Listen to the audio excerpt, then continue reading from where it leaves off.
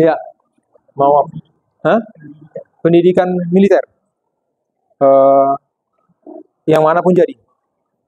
Udah persiapan dari sekarang? Udah. Tes semua, lari, berapa kilo sekarang lari tiap hari? Tiap hari. Tapi dari sekarang, nggak merokok kan? Nggak, ngapain merokok? Ini dia.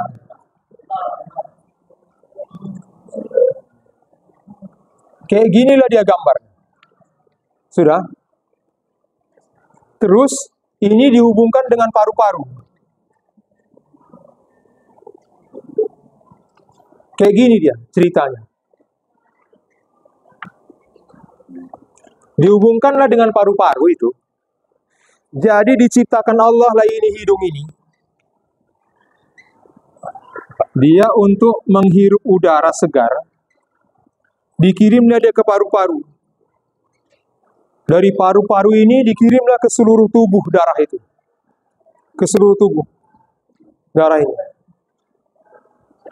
Baru digunakan seluruh. Ini dia. Asap-asap biasa aja masuk ke hidung kita, ke paru-paru sudah berpengaruh. Apalagi tembakau. Tembakau ini memang beda. Ya. Dulu zaman kami masih kecil-kecil, pacat itu payah kali bunuhnya. Coba bunuh pacat. Nggak mati-mati bang. Kasih aja air tembakau. Jadi tembakau dibawa ke ladang. Semua takut sama tembakau. Betul. Inilah dibeli.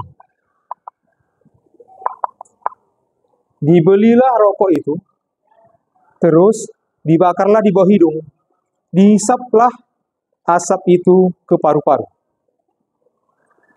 Ada seorang kawan saya di agama gitu loh.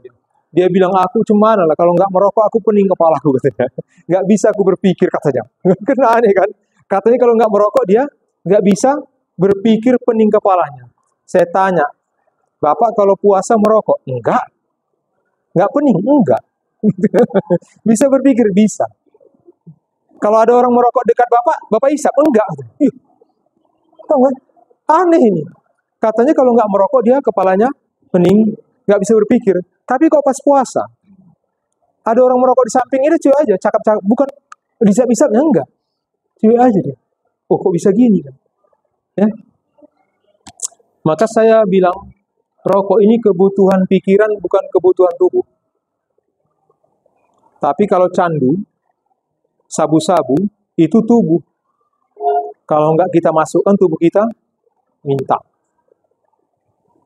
Makanya susah. Makanya kalau bisa jangan sampai. Beda. Kalau ini enggak. Kalau kita puasa, nggak ada pengaruhnya sama kita, nggak ada butuhnya kita merokok. Tiba-tiba hilang aja. Tapi kalau nggak puasa, yakin kali kita kalau nggak merokok pening kepala kita. Itu dia. Ini dia. Diasapi paru-paru. Jadi kalau udah masuk TNI jangan ya. Nggak bisa, nanti disiram sama susu pun nanti. Pandai orang tuh buat kita lari-lari. Oke? Dalam rangka persiapan dirilah saya bilang, kamu mau jadi apa nanti? Ini kan nanti. Kamu mau kuliah, kalau nggak kuliah mau jadi apa? Saya mau kerja, jangan tamat SMA, main-main. Main-main ini, nggak disadari, setahun, 2 tahun, 3 tahun, 8 tahun. Jumpa cewek yang kita mau jadikan istri, mau menikah, orang tua juga, ya kan? Nggak bisa. Buat settingannya. Masuk BLK atau bagaimana? Persiapan ke masa depan. Apakah harus kuliah kita itu ya tempat kerja kita? Belum tentu, paham nggak? Kuliah itu kan merubah pola pikir. Terlalu banyak orang yang jurusan kuliahnya ini kerjanya di sini, ya biasa. Tapi selama kuliah dia melatih pikirnya.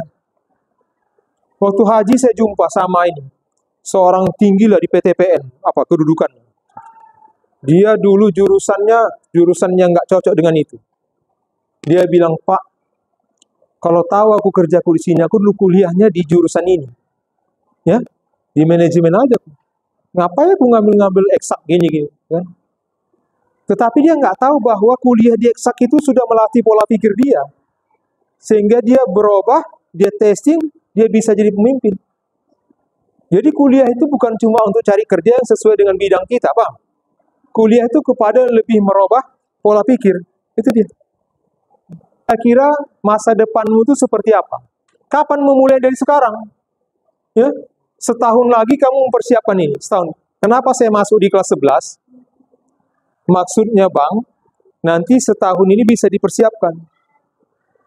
Fokus terus. Ini nampaknya semua bagus-bagus. Pangkasnya pun apa dia? Pangkas ini semua.